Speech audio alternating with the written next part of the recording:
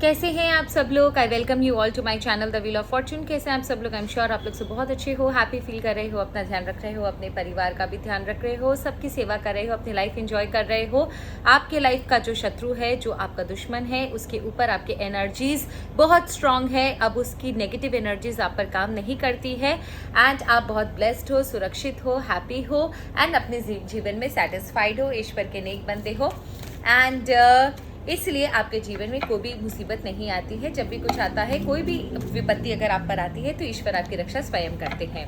आज तबीयत थोड़ी ख़राब है, इसीलिए आपको थोड़ा फेस मेरा डाउन लगेगा एंड बहुत ज़्यादा स्टमक इन्फेक्शन है मुझे। आप देख पा रहे हो कि बहुत ज़्यादा बॉयल्स भी निकल आ रहे हैं कि कई समय से बैसाख हमारे यहाँ पर जो होता है, पहला बैसाख, उसके बाद से तबीयत थोड़ी ख़राब थी। स्टमक इन्फेक्शन हुआ था, वो अभी थोड़ा बढ़ गया है बहुत ज़्यादा, जिस वजह से काफ़ी प्रॉब्लम हो रही है। So please don't mind. आज थोड़ा सा सिक दिख रही होंगी, मैं बहुत ज़्यादा बीमार हूँ, पर जो भी हो आपकी रीडिंग करके बहुत अच्छी हो जाऊँगी। एंड बिना रीडिंग के हम रह नहीं सकते, क्योंकि हमारा एक रिस्पॉन्सिबिलिटी बनती है अपने व्यूवर्स की तरफ।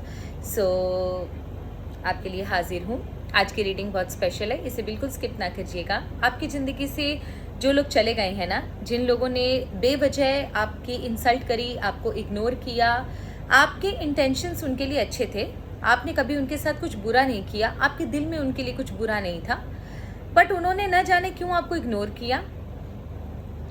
अब वो आपको अब रिग्रेट कर रहे हैं कि आपको उन्होंने आपको क्यों इग्नोर किया।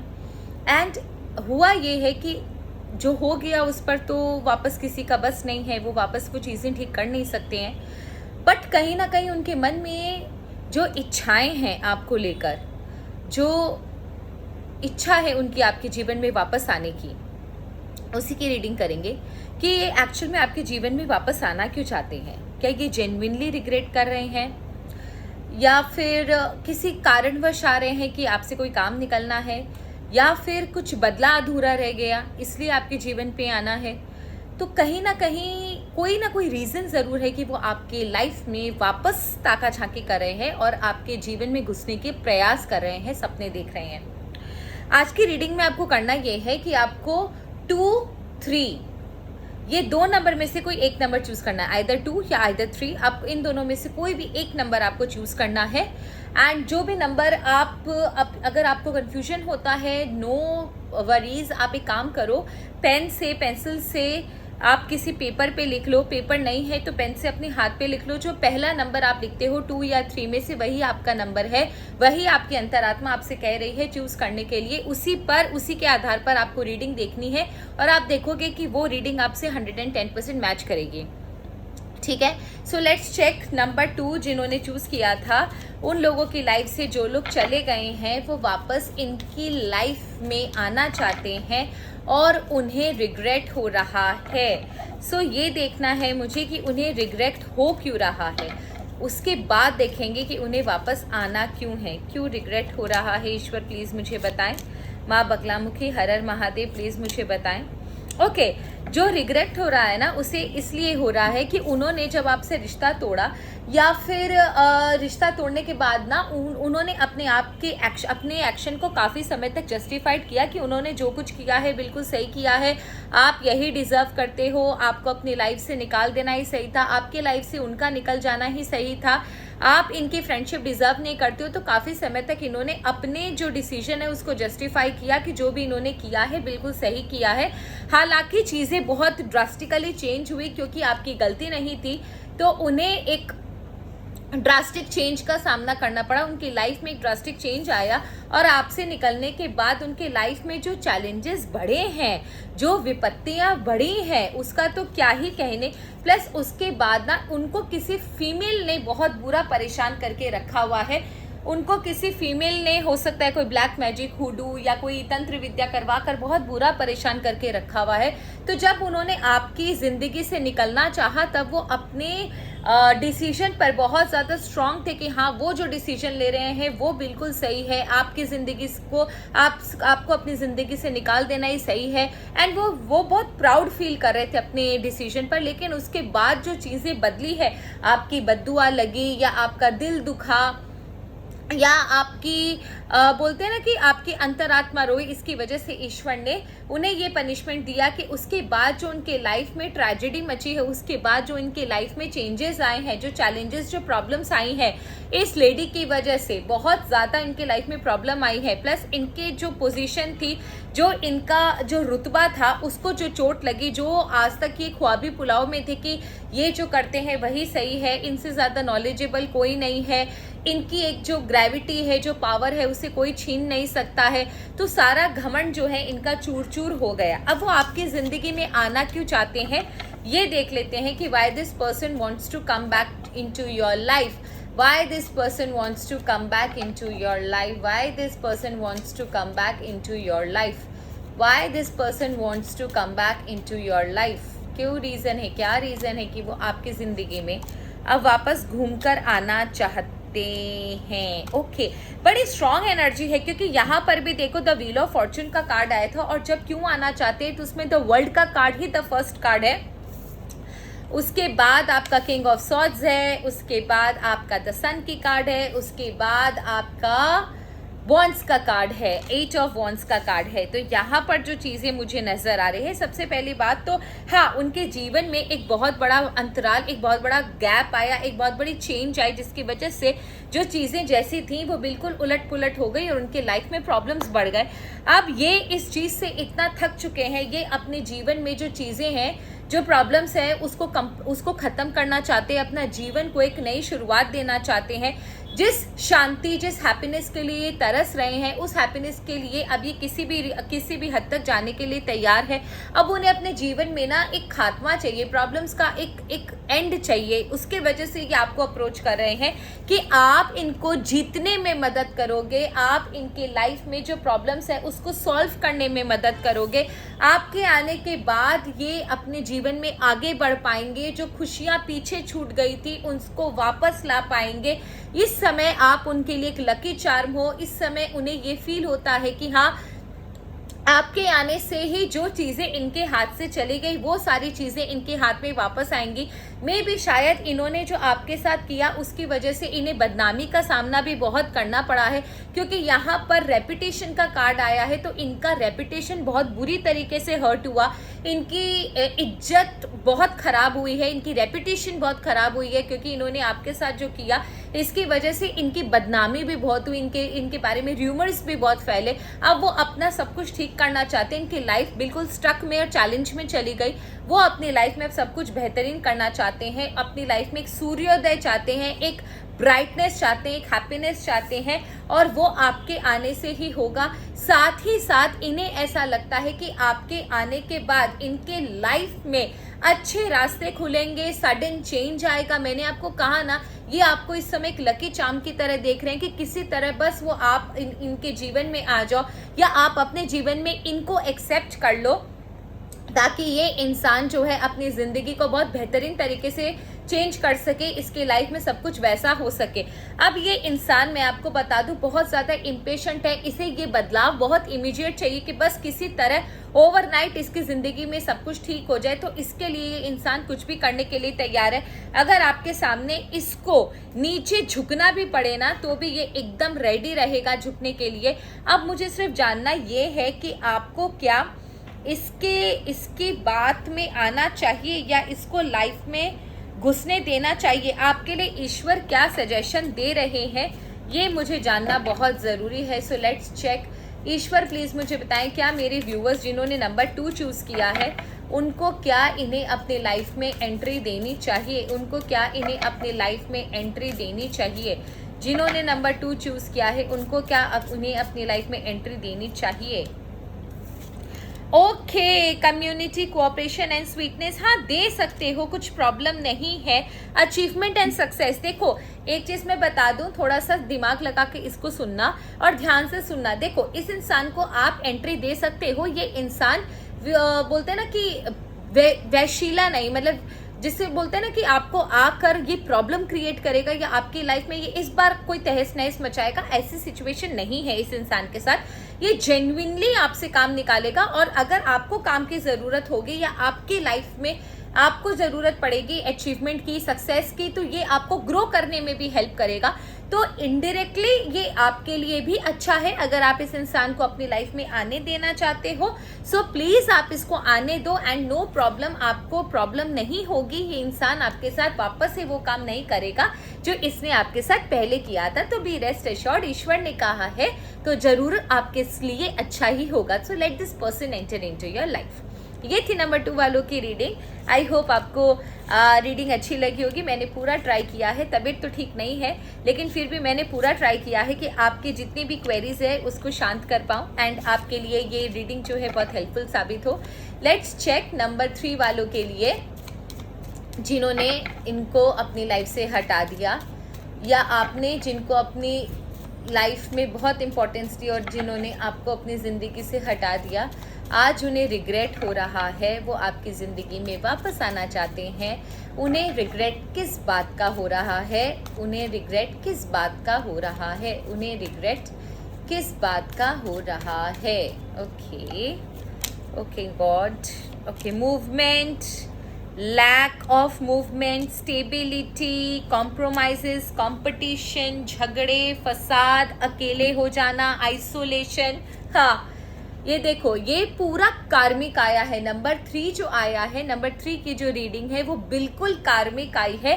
कार्मिक रीडिंग इन द सेंस कि ये इंसान ना, जब आपको इसने धोखा देके या किसी तरह साइडलाइन किया, इग्नोर किया, इसके लाइफ में जो आपके जाने के बाद जो प्रॉब्लम्स आई है ना, इसकी लाइफ में मूवमेंट जो आगे बढ़ना था वो आगे बढ़ नहीं पा रहा। ये इंसान बिल्कुल स्टक हो चुका है। एट प्रेजेंट ये इंसान बहुत हेल्पलेस है, क्योंकि मैं सच बोलूँ तो ये इंसान ना सिचुएशन से अकेले डील कर रहा है, एकदम आइसोलेशन में चला गया है।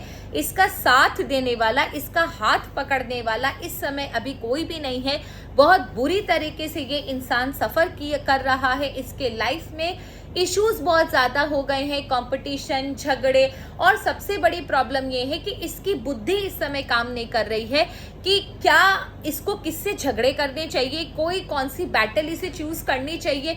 आनन फानन में किसी के साथ भी झगड़े कर रहा है, र्यूमर्स पर ज़्यादा ध्यान दे रहा है, यथार्थ से बहुत ज़्यादा दूर है, इल्यूजन में जी रहा है। जितनी प्रॉब्लम्स नहीं है उतना ज़्यादा अपने आप को प्रॉब्लम्स में महसूस कर रहा है। एट प्रेजेंट बड़ा हेल्पलेस है, आइसोलेटेड है, और इस सिचुएशन में है कि इसे ऐसा लगता है कि इसका साथ देने वाला कोई भी नहीं है, अकेला पड़ गया है, पूरे इस दुनिया में अकेला पड़ गया है युद्ध में। और जिसकी वजह से ना इसके लाइफ में ना ये अपने आप और चैलेंजेस अट्रैक्ट कर रहा है। प्रॉब्लम ये हो गई है कि जो प्रॉब्लम नहीं भी होती है ना, वो भी इसे और प्रॉब्लम दिखाई देती है। जहां पर कुछ नहीं करने से ही भी काम चल सकता है, वहां पर ही जाकर झगड़े कर रहा है। तो प्रॉब्लम्स ये कुछ तो इसके लाइफ में, इसका कार्मिक सर्कल ओपन हुआ आपके साथ प्रॉब्लम क्रिएट करने के बाद, धोखा देने के बाद, एंड उसके बाद ये कार्मिक सर्कल कुछ इसकी कर्मा है और कुछ ही और ज्यादा अट्रैक्ट कर रहा है। मतलब ये इंसान इस समय इतना नेगेटिव है कि ये और ज़्यादा चीज़ें अट्रैक्ट कर रहा है, और ज़्यादा प्रॉब्लम्स अपनी लाइफ में अट्रैक्ट कर रहा है, और ज़्यादा झगड़े अट्रैक्ट कर रहा है। जितनी प्रॉब्लम नहीं है उतना प्रॉब्लम में अपने आप को और झोंके जा रहा है। अब ये आपको अपनी ज़िंदगी में वापस लाना क्यों चाहता है, या आपकी ज़िंदगी में ये वापस आना क्यों चाहता है, इसे क्या चीज़ की प्रॉब्लम है। देखो, ये चीज़ तो गारंटी है कि ये वो आपको ना पार्टनर इन क्राइम समझता था, एंड अब जब आप उसकी ज़िंदगी में नहीं हो ना, तब उसे फील हो रहा है कि वो कितना अकेला पड़ गया है। तो जब इंसान अकेलेपन का मोहताज हो जाता है ना, मतलब उसे समझ में आता है कि उसके आसपास कोई नहीं, तो वो बहुत बौखला जाता है। इस इंसान की सिचुएशन ऐसी है नंबर 3 कि ये इंसान बहुत ज़्यादा बौखला गया है। इसे समझ नहीं आ रहा कि इसे करना क्या चाहिए। बहुत बुरी सिचुएशन है।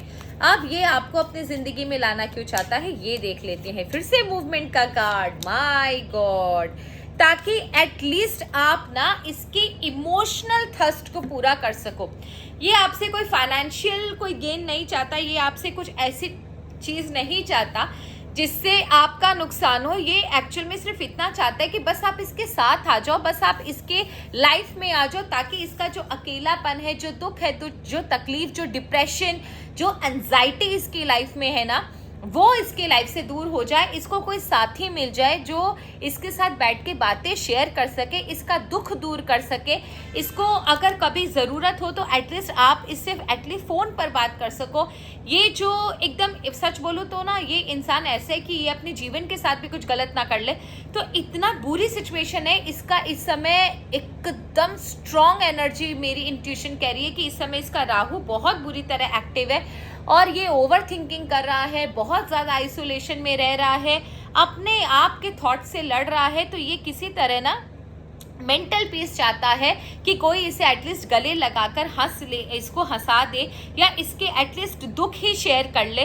तो यहाँ पर ये ना आपको अपने फीलिंग्स के लिए, अपने इमोशंस के लिए आपको वापस अपनी ज़िंदगी में पाना चाहता है। एंड उसे लगता है कि आप ना, आपके आने के बाद इसके लाइफ में वो सारी चीज़ें इसके साथ होंगी, एक हौसला मिलेगा, एक बोलते हैं ना, एक बैकअप मिलेगा इसे, और इसका दिमाग उस समय चलने लगेगा क्योंकि ये आप पर पूरी तरह रिलाई होना चाहता है, आपसे पूछकर काम करना, आपसे डिसीजंस लेना, आपसे सजेशंस लेना।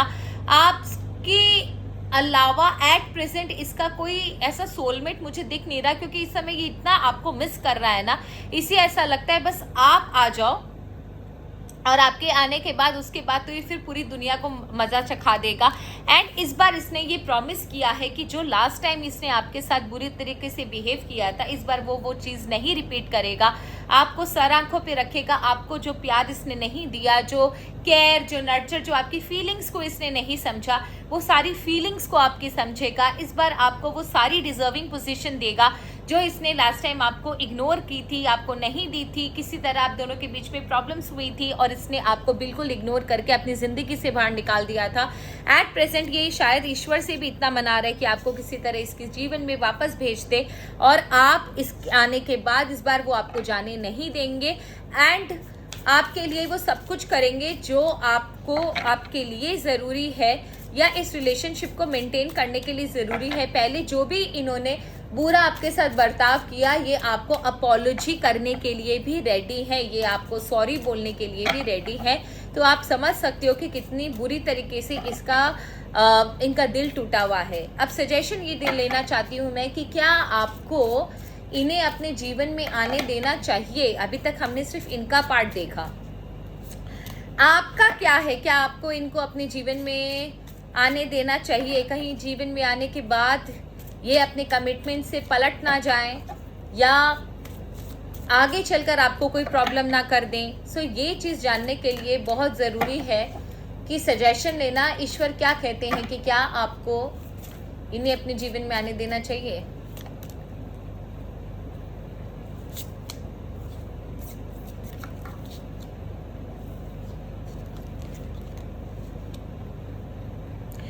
देखो मैं सच बता दूं तो यहाँ पर जो चीज़ मुझे दिख रही है ना, कि ये इंसान ना, आपने शायद ईश्वर से कुछ ना कुछ कहा था कि आपने इसके लिए इतना कुछ किया और इसने आप बदले में आपके साथ बहुत बुरा किया। तो ईश्वर ने उस चीज़ को बहुत सीरियसली लिया और उसी की वजह से इस इंसान के लाइफ में कार्मिक सर्कल शुरू हुआ। शायद आपके दिल से जो दुआ निकली, या फिर जो दिल से जो आह निकली, दुआ तो नहीं बोलूँगी, दिल से जो दुख भरी आवाज़ निकली ना, वो ईश्वर को बहुत बुरी तरह चुभ गई और उन्होंने इसके लाइफ में कार्मिक सर्कल ऑन किया, जो इसी के कर्मों का नतीजा था। एंड अब आपको ये, जब इंसान आपको लाइफ में अब वापस आपके लाइफ में एंटर करने की कोशिश कर रहा है, तो देखो सबसे पहला आपका होना चाहिए कि ये इंसान की वजह से आपके लाइफ में जो प्रॉब्लम्स हुई और जो ईश्वर ने आपका साथ दिया, उसके लिए ना आपको सबसे पहले ईश्वर को ग्रैटिट्यूड देना चाहिए कि ईश्वर ने आपका साथ दिया। दूसरा ना, अगर आप इसको माफ़ कर देते हो, देखो सच बताऊं, जो कार्ड में मुझे दिख रहा है ना, प्लीज़ आप ना इसको माफ़ कर दो। जो हुआ उसको भूल कर आप इस इंसान को माफ़ कर दीजिए, अपने दिल से बर्डन हल्का कर दीजिए, ये आपके लिए बहुत बेहतर होगा। और उसके बाद आप देखोगे ना, जब आप नेगेटिव एनर्जी से कट डाउन कर लोगे, तो आपके लाइफ में भी एक्सपेंशन एंड ग्रोथ आएगा। अगर ये इंसान आपसे बात करना चाहता है ठीक है, लेकिन इसको उतना स्पेस मत दीजिएगा अपने लाइफ में कि फिर से ये आपके साथ वही चीज़ करने की कोशिश करे। बात कर सकते हो, माफ़ कर दो, टॉकिंग टर्म्स में रखिए, बहुत ज़्यादा इंटीमेसी मत क्रिएट कीजिएगा इसके साथ, वापस से टॉकिंग टर्म्स में रखिए इसको, लेकिन अपने दिल से बर्डन हटा दीजिए, माफ़ कर दीजिए, डिस्टेंस रखिएगा, बहुत ज़्यादा क्लोज मत आने दीजिएगा। And always keep an I on him कि ये कुछ ज़्यादा लिमिट क्रॉस ना करे। एंड उसके बाद जब आप इससे कॉर्ड कटिंग बिल्कुल कर लीजिए कि हाँ, इसके साथ जो नेगेटिव चीज़ें हुई थी ना, उससे कॉर्ड कटिंग कर लीजिए, मेरे कहने का मतलब ये है। एंड इसके साथ आप टॉकिंग टर्म्स में बात रख सकते हो, ज़्यादा इंटीमेट होने की ज़रूरत नहीं है। तो आप देखोगे कि आपका भी एक नेगेटिव एनर्जी से जब हो जाएगा, पास्ट की चीज़ों को से जब आप आगे बढ़ जाओगे, तो एक्सपेंशन एंड ग्रोथ आपकी ज़िंदगी में बहुत अच्छा आएगा। तो ये थी आप लोगों की रीडिंग। आई होप आपको रीडिंग अच्छी लगी होगी। प्लीज़ चैनल को सब्सक्राइब ज़रूर कीजिएगा अगर आप चैनल पर नए हो। एंड पर्सनल रीडिंग के लिए आप मुझे कांटेक्ट कर सकते हो, मेरा नंबर मेरे बायो में लिखा हुआ है। एंड प्लीज़ फ्री रीडिंग्स के लिए मत बोला कीजिए। और एक चीज़ और है, बहुत सारे लोग जो हैं उनकी रीडिंग्स मैं नहीं लेती, क्योंकि कुछ लोग बहुत बुरी तरीके से बात करते हैं। तू तड़ाक करके मुझे बात करना पसंद नहीं है, मैं बहुत रिस्पेक्ट से बात करती हूँ। एंड मिनिमल अमाउंट चार्जेस हैं, प्लीज़ डिस्काउंट के लिए, फ्री रीडिंग्स के लिए मत बोलिए। जब आप, कुछ लोग बहुत बुरा बर्ताव करके गए कि जब फ्री रीडिंग्स नहीं दी या फिर डिस्काउंट नहीं दिया तो वो तू तड़ाक पर आ जाते हैं और बहुत घटिया शब्दों का इस्तेमाल करते हैं। तो हम लोग भी एक इंसान है, आपकी जब पर्सनल रीडिंग हम करते हैं तो आपकी एनर्जी हम कैरी करते हैं, उस एनर्जी की वजह से हमें प्रॉब्लम्स भी बहुत होती है, हमारे फिजिकल, हमारे मेडिसिन में हम कई बार हम लोगों को हेडेक्स होता है, कई बार हम लोगों को वीकनेस फील होती है, हमारी एनर्जी ड्रेन होती है, फिजिकली हम बहुत सफ़र करते हैं, मेंटली भी हम सफ़र करते हैं, क्योंकि we are carrying your energy. So please try to understand, we are also human beings, we also have our family. And थोड़ा सा कंसीडर कीजिए, सामने वाला भी एक इंसान है। आप अगर रेस्पेक्ट चाहते हो और रीडिंग चाहते हो, आप सामने वाले से हेल्प के लिए आपने उससे कांटेक्ट किया है, तो वो एटलीस्ट आप उससे रिस्पेक्टफुल वे में बात करो, क्योंकि कोई आपका गुलाम नहीं होता। एंड अगर आप मुझसे हेल्प चाह रहे हो, आप खुद देख रहे हो कि मेरी आइज़ कैसी है, आई एम नॉट वेल, उसके बाद भी आपके लिए मैं रीडिंग बना रही हूँ, तो at least I deserve some respect from you. And if you can't give respect, अगर आप तू तड़ाक करके बात करते हो एंड फ्री रीडिंग्स अगर आपको ना मिले, तो आप गलत शब्दों का प्रयोग करते हो, तो प्लीज़ कांटेक्ट ना करें, क्योंकि यहाँ पर मिनिमल चार्जेस आपको पे करने होंगे। मैं चार्जेस बहुत लो रखती हूँ ताकि सब अफोर्ड कर पाएँ। उसके बाद भी अगर आपको प्रॉब्लम है तो I am very sorry, I won't be able to help you. So that's all for today. Thank you so very much. हर हर Mahadev, god bless you all. जय माँ बगलामुखी। आप सबकी ज़िंदगी सुरक्षित रहे, हैप्पी रहे, खुशहाल रहे।